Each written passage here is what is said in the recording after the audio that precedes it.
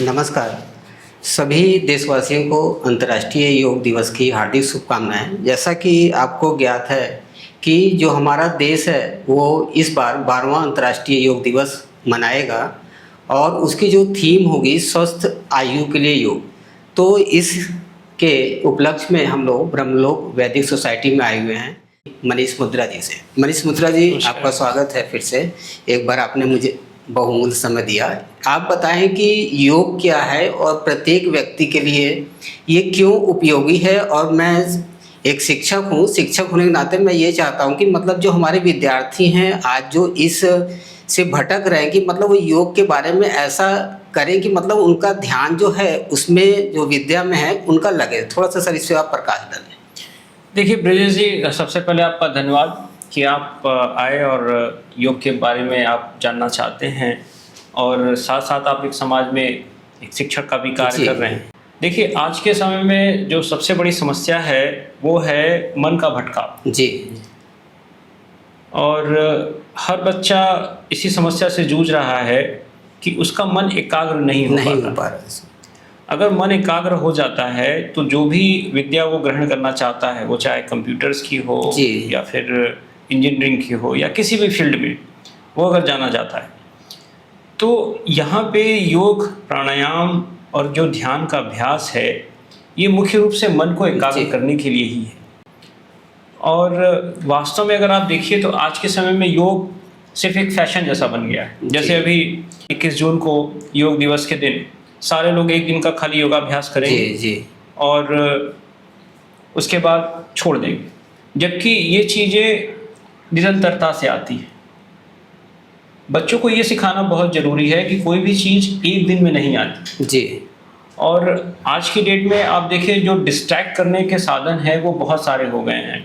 जैसे social media में reels है और शॉर्ट्स हैं, ये सब चीज़ें क्या है, ये माइंड की कुछ समय की प्रोग्रामिंग कर रहे हैं कि हम अपने मन को बस 10 सेकेंड या 15 सेकेंड तक रोक के रख पाएँ। उसके बाद फिर हम उसी को प्रोग्राम कर रहे हैं कि दूसरा कंटेंट देखना। जी। हमें क्या छोड़ना है, हमें इस पे ध्यान रखना होगा। जी। जैसे आज के समय में एक बड़ी समस्या है कि भोजन करते समय लोग मोबाइल लेकर के बैठे रहते हैं, तो वो भी क्या है, माइंड को डिस्ट्रैक्ट कर रहा है। और जो हमारा प्राचीन वैदिक योग सूत्र है वो यही कहता है कि आप अपने मन को शांत करो। योग का सबसे पहला सूत्र है वो कहता है कि योगस्य चित्त वृत्ति निरोधः, कि आपकी जो चित्त की वृत्तियां हैं उसका निरोध करो। और वास्तव में जब मन एकाग्र हो जाता है तो वो ग्रहण करने के योग्य बनता है। उस समय आप जो भी विद्या है उसको आप ग्रहण कर सकते हैं। जैसे इसका एक व्यावहारिक उदाहरण देखिए कि क्या किसी को एक दिन में साइकिल चलाने आ गया? क्या किसी को एक दिन में तैरने आ गया? नहीं, यह निरंतरता और समर्पण मांग रहा था।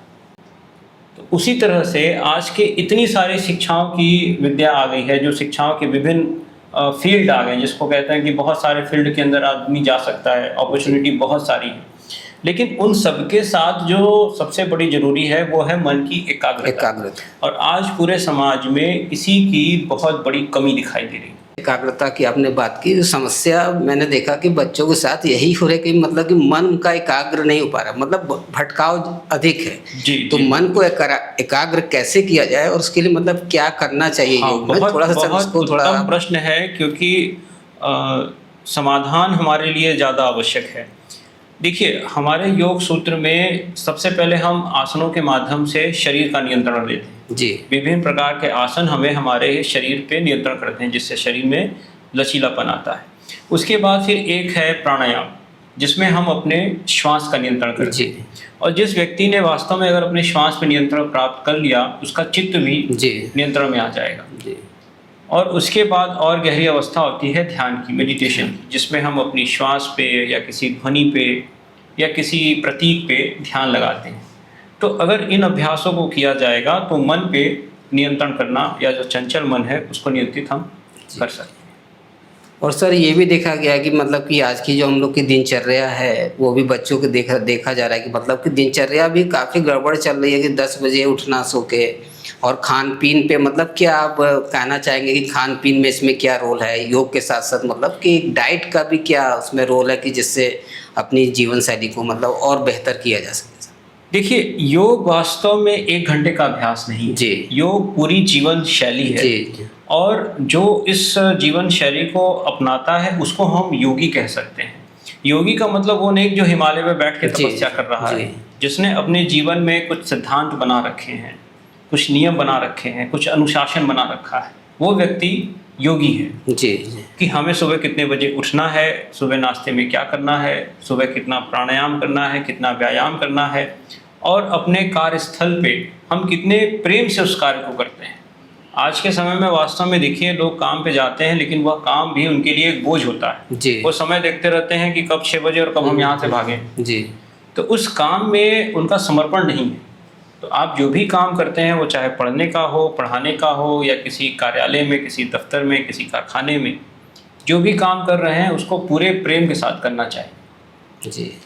और बहुत ज़्यादा लेट नाइट भोजन से भी बचना चाहिए। आज के समय में ये बहुत जीवन शैली हो गई है कि रात में 10 बजे, 11 बजे, 12 बजे लोग ऑनलाइन ऑर्डर करके पिज्ज़ा मंगा रहे हैं। अगर आप रात में उतना गरिष्ठ भोजन करेंगे तो शरीर में जो पाचन की प्रणाली है वो पूरी तरह से बिगड़ जाती है। जी। तो ये छोटी छोटी चीज़ें हैं, अगर हम अपनी छोटी छोटी आदतों को जब सुधारते हैं तो निश्चित रूप में जीवन में एक बड़ा परिवर्तन आता है। और सर ये थोड़ा सा मैं इस पे चर्चा करना चाहूँगा, जैसे कि आजकल छोटे बच्चों से लेके बड़ों लोगों को भी देखा जा रहा है, मतलब सबकी आदत में आ गया कि मतलब कि हमारे जो आने वाली पीढ़ी है मतलब कि मोबाइल्स में ज़्यादा लगे हुए, तो मतलब इसमें आप क्या कहना चाहेंगे जिससे मोबाइल से बच्चों को दूर रखा जा सके? मतलब क्या योग के माध्यम से संभव है, मतलब क्या ट्रिक अपनाएंगे बच्चों को उससे थोड़ा सा हम दूरी बना के रखें? देखिए, हमारे यहाँ एक सूत्र है, अति सर्वत वर्जिते, जी। कि अति हर चीज़ की जी। बुरी होती है। हम पानी भी पीते हैं, लेकिन क्या अत्यधिक पानी पी लेना वो स्वास्थ्यवर्धक होगा? नहीं। हम भोजन करते हैं वो भी एक सीमित मात्रा में।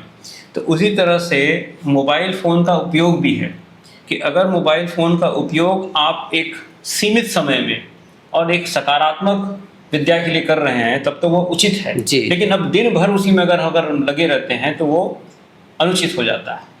जी। और मोबाइल फ़ोन का जो आविष्कार है वो भी इसीलिए किया गया था कि लोग अपना समय बचाएं।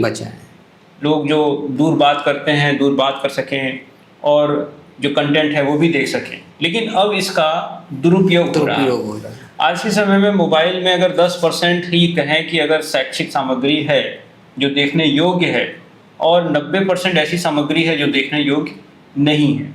क्योंकि जो मन की वृत्ति है ये बेसिकली आसुरी होती है, या हम बुरी चीज़ों के प्रति बहुत जल्दी आकर्षित हो जाते हैं और अच्छी चीज़ों के प्रति नहीं हो पाते। तो यहाँ पे एक ये बैरियर लगाना बड़ा आवश्यक है कि हमें क्या देखना है और क्या नहीं देखना। अब मोबाइल फ़ोन देखना बुरा नहीं है, लेकिन दिन भर देखना बुरा है। जी। बच्चों को आप मोबाइल फ़ोन दे रहे हैं तो उन्होंने आपने टाइम फ्रेम फिक्स कर देना है कि आधे घंटे देख सकते हैं, 1 घंटे देख सकते हैं, और उसमें भी क्या देख रहे हैं ये बहुत आवश्यक है। यहाँ दोष बच्चों का नहीं है, दोष यहाँ पे बड़ों का भी है, क्योंकि उनको खुद अपने फ़ोन चलाने हैं, वो सभी इसलिए वो उन बच्चों को दे देते हैं फ़ोन कि तुम अपना फ़ोन चलाओ और हम अपना फ़ोन चलाएंगे। जी। जी। तो हमें बच्चों के हाथों से फ़ोन छीनने से पहले अपने फ़ोन को रखना पड़ेगा। इसके बारे में सर क्या आप सरकार से चाहते हैं, या हमारे माननीय श्री प्रधानमंत्री मोदी जी के आने की वजह से आपने देखा होगा कि मतलब योग को अंतर्राष्ट्रीय योग दिवस के रूप में मनाया जाने लगा, ये 12वां योग दिवस, और इसकी बार जो थीम हमारी है स्वस्थ आयु के लिए योग, मतलब ये थीम पे हमारा इस बार काम होगा। मतलब क्या समाज में आप संदेश देना चाहते हैं, या इनके सरकार से क्या चाहते हैं, मतलब क्या कार्यक्रम संचालित करें? क्योंकि एक दिन योग करने से जीवन शैली किसी की सुधर नहीं सकती है, तो मतलब क्या करना चाहिए उनको समाज में, सरकार को, मतलब जिससे ये चीज़ें निरंतर चलती रहे? देखिए, बहुत अच्छा प्रश्न है और हम लोग भी इस पर चर्चा करते हैं जी। कि जब हम एक पौधा लगाते हैं उसको हम जैसा सींचते हैं वैसा ही वो वृक्ष बनता है। तो हमारे बच्चे भी वही हैं। जी। आज बच्चे वो छोटे पौधे हैं, जैसा हम उनको सींचेंगे भविष्य में वो ऐसा ही फल देंगे।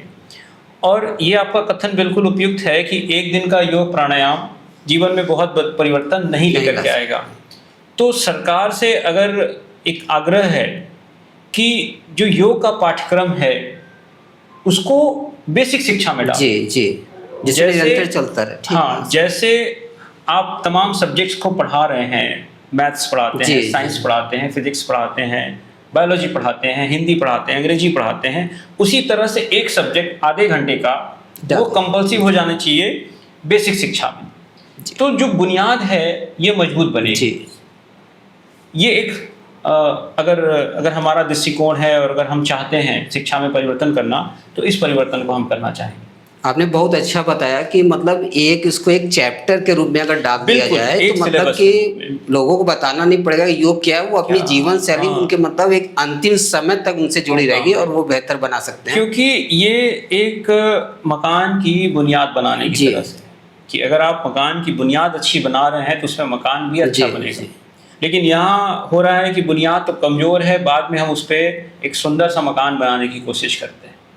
तो बच्चों की जो बेसिक एजुकेशन है ये क्लास 3rd से ही चालू हो जाना चाहिए।